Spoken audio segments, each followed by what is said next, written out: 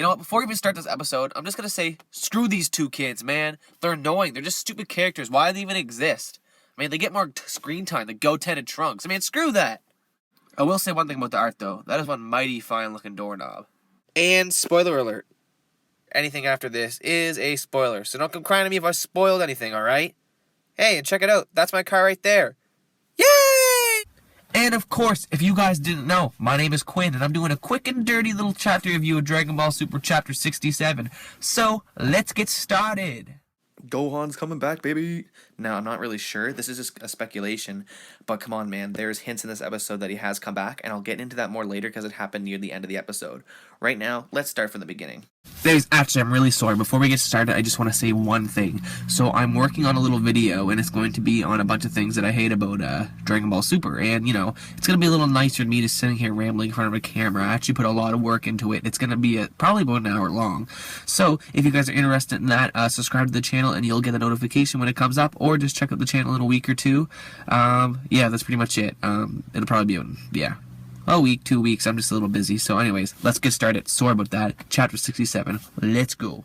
So you know what? Chapter 67, it wasn't really that bad. It was actually pretty good. Does it really take over all the mistakes that they made in the last episode? Absolutely not. But you know what? They did a good job with this episode, I thought. So, starting off, it started with Zamasu actually wasn't dead, and Zamasu came back, and it was weird. He started like becoming the universe, you know. He started like, you know, taking over the earth. It all got surrounded in clouds. All of a sudden his face started popping up in the sky and stuff. And yeah, and then he also his face started appearing in the present. And I really thought this was a really cool idea because, you know, each villain kind of adds a little bit of, you know, stakes and things start getting a bit more intense.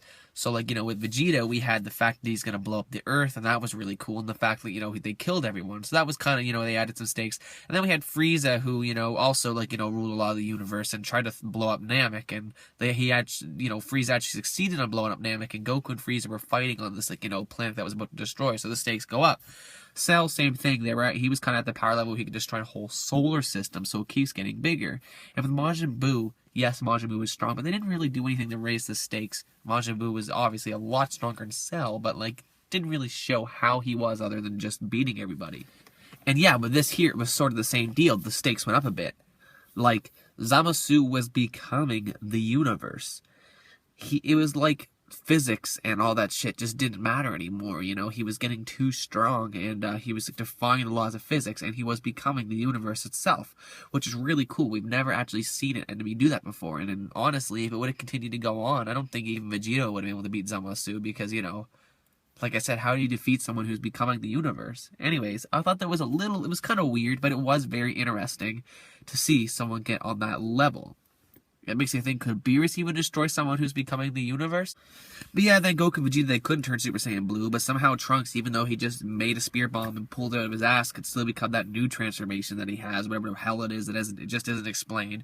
That was a little weird. But yeah, Zamasu's all his faces in the sky just started destroying everything, and it like pretty much destroyed the whole surface of the earth, and finally those two little kids died. I'm so happy those two little kids died. I hate those two little kids. I don't know why. They're just always there, and they're just annoying. Like, who cares? No one cares about you. I want to see more of the story, not you two little kids. They died, and I'm happy that they died, and I'm sorry, but I am. Anyways, everything looked like it was gonna be, you know, screwed. Everyone looked like it was game over, but then all of a sudden Goku remembered that he had the Omni King button, so he pressed the Omni King button and called the Omni King. Now, one thing that confused me, that this Omni King was a different Omni King because it was a different timeline, so it sort of makes sense. But does it really? I mean, if we think about it, this Omni King created everything, from what we know. So if this Omni King created everything, shouldn't there just be one Omni King no matter what timeline it is? There should be one. And he should have created everything, because he would have created all the timelines. That's something that kind of confused me, and I didn't really like it, because it just kind of makes me think, you know. So now we have a bunch of, like, you know, creators of the universe. But I guess that's how they do it. Each timeline has a different one. I thought it would have made more sense to just have one, because he created everything. But that's just me. That was a little weird. Moving on. But yeah, then the Omni King came to Earth, and then when the Omni King saw Earth, didn't know who Goku was because it was a different one, and saw how boring and dull Earth was, got pissed, and out of the blue just blew up all the shit. But luckily, Goku saw this coming and got the time machine already, and they went back to the present before the Omni King blew them up. and it looks like Zamasu is dead. And then they went back to the future again, back to the future, and found the Omni King and brought the Omni King to the present to meet the present Omni King, and they got along, do whatever. And we found out that the Grand Priest, that little guy who hangs out at the Omni King's palace, who looks kind of like Whis, is Whis' father. So that's pretty cool. We're going to figure out more about that probably. And when I talk about the Omni King, I'm referring to Zeno-sama. Why do I keep calling him the Omni King? I think he was called that before, maybe in the manga or something. What I mean is Zeno-sama, but I'll just keep calling him the Omni King for now because I've been doing it for this whole review. Another thing that I found a little bit weird about this is that, the fact that they use the Omni King and Zeno-sama's help. It just kind of seems that's really against Goku, but I know they had no choice in this situation, so it makes sense. But, I thought it would just be, like, against Saiyan Pride to do something like that, right? And then it makes me think, well, that's kind of boring because now that they have this little button to call Zeno-sama all the time, when everything gets rough, they can always just call Zeno-sama whenever they want, and, that just seems a little kind of like cheating if you ask me. But Beerus did say in this episode to stop relying on the gods, so maybe they won't do that. But yeah, that's just an opinion, kind of a weird thought there. But if they always have this button, can't they just always call Zeno-sama and always win every fight now since he'll help them out? I don't know. And one of the things that's just confusing the hell out of me, and I'll get more into it in all the things I hate about Super Video, but it's all these timelines. I understand that there's more than one timeline. I understand that there's a present one, and there's a future one, and there's also one that, where Cell came from. But what I don't understand is, how did Zamasu, I don't understand where he came from. When Beerus killed him, it, made a new timeline where he wasn't killed. And that confuses me, because, Trunks said he was going to go back to, another time with the time machine, or sorry, Whis told Trunks that he'd go back to a time, before Zamasu destroyed everything, and, Beerus said, well, that's not a very good idea, because you're going to create another time. That makes sense, because they're going back to a different timeline, right? So that makes sense, because they just create a new timeline if they did that. But what I don't understand is, how come when Beerus killed Zamasu, it made a new timeline where he wasn't killed? I don't understand that. So, does that mean if you kill somebody, you always make a new timeline? No, it doesn't, because if that's the truth, there'd be millions and millions of time rings. So how come when Beerus kills somebody, it just, it makes a new timeline? I don't understand. I think it has something to do with Goku Black having the time ring, but it wasn't explained very well. I'd like some more explanation on it. Doesn't make any sense to me.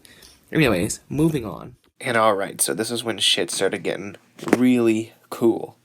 This was the best part of the episode. So Trunks was getting ready to leave, and, he was saying goodbye to everyone. It was kind of sad, and I kind of wish they just would have kept him in the present timeline because the future was destroyed. I don't know, kind of would have been cool to have him around. At the same time, I don't really like what they did with Future Trunks' revival and how he was just stronger than Goku and Vegeta, or, same level as him. And the power scaling kind of ruined it a little bit for me. But, it was really cool to have Future Trunks come back, and I really like Future Trunks, so it was a cool idea.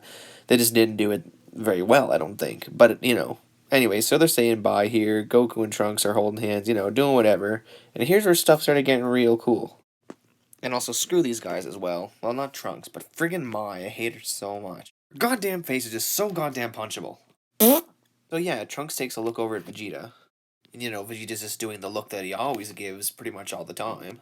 Got the old RVF, resting Vegeta face. Then all of a sudden, out of nowhere, he charges at Trunks and, throws a punch at him, and Trunks catches it. Which I guess is Vegeta's way of saying goodbye. Then they both just kind of looked at each other and, smiled for a moment, which I thought was really, really cool. I don't know, it was just kind of a touching moment, and it was like, I don't know, it was a good way to say goodbye. I couldn't have thought of a better way to do it myself. Because, it would have been weird if Vegeta showed too much emotion. So yeah, this was perfect. And, present Kid Trunks here is sitting here contemplating on killing himself because, this future version of himself stole his lady and is also stealing his dad's affection from him. Nah, but in all seriousness, though, I thought it would have been really cool to see more Kid Trunks interaction with Future Trunks. That's just me, though. I think it would have been cool to see Vegeta and Kid Trunks and Future Trunks all train together. How awesome would that have been? Anyways, so one of the coolest parts in the whole episode was when Gohan, here, which was awesome, first of all, how they brought back his old look. Check it out, he just looks so much better. But yeah, he came in to say goodbye to Trunks. And before I get into his goodbye to Trunks, I think they're bringing him back. Why, you may ask? Because look at him. He showed up with Piccolo. He's sweating, and he was breathing heavy in the episode.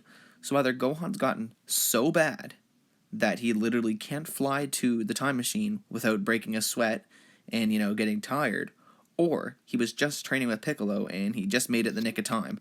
That's what I think's happening, because he was with Piccolo and he has his old style back. So he has to be training. I mean, come on.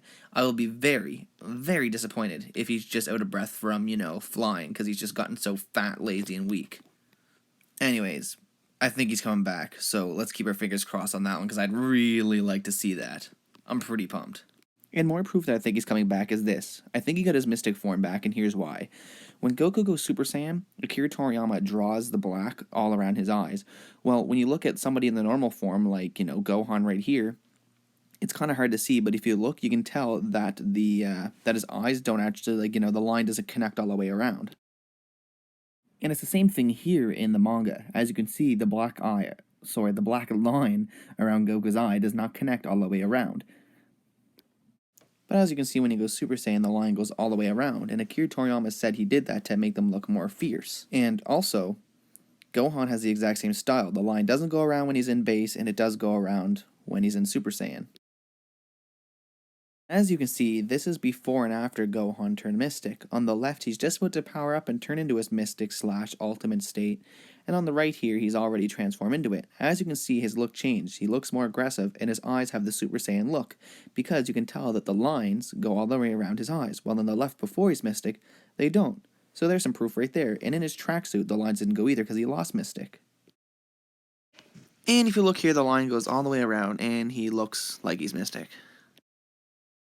This goodbye was really, really cool. He said goodbye to Gohan, and he got a glimpse of future Gohan when he was saying goodbye to him, and he got all teary-eyed because he couldn't protect the future. But anyways, it was really, really, really cool to see this.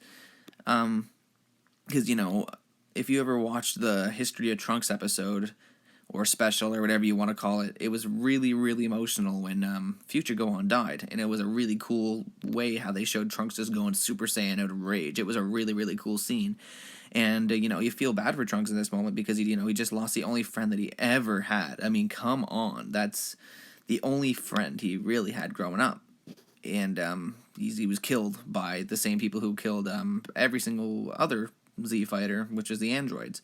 So to see Trunks saying goodbye to Gohan and him getting a glimpse of future Gohan, that was extremely cool. Like, really, really good ending. I really, really liked it. It pulled on the heartstrings a little bit, I won't lie. But anyways, that's pretty much my review for this chapter. It was very good. I guess for an ending of a really shitty arc, I guess. I mean, I don't know. There's a lot more things I could have done better with this arc, but it's over now, and we're moving on to a new one. So, everyone take care. I'll keep reviewing these. I'll try to review every single episode that I can. And subscribe to this channel if you would like to see 10 things that or at least 10 things that suck about Super. And I think it's going to be 10 things. The points are very long, so maybe it won't be exactly 10, but it'll be really close, or even over. I'm not sure yet. But anyways, it's going to be a really good video, so stay tuned if you're interested in that. Anyways, that's pretty much all I got to say about this right here. So, have a great day, everyone.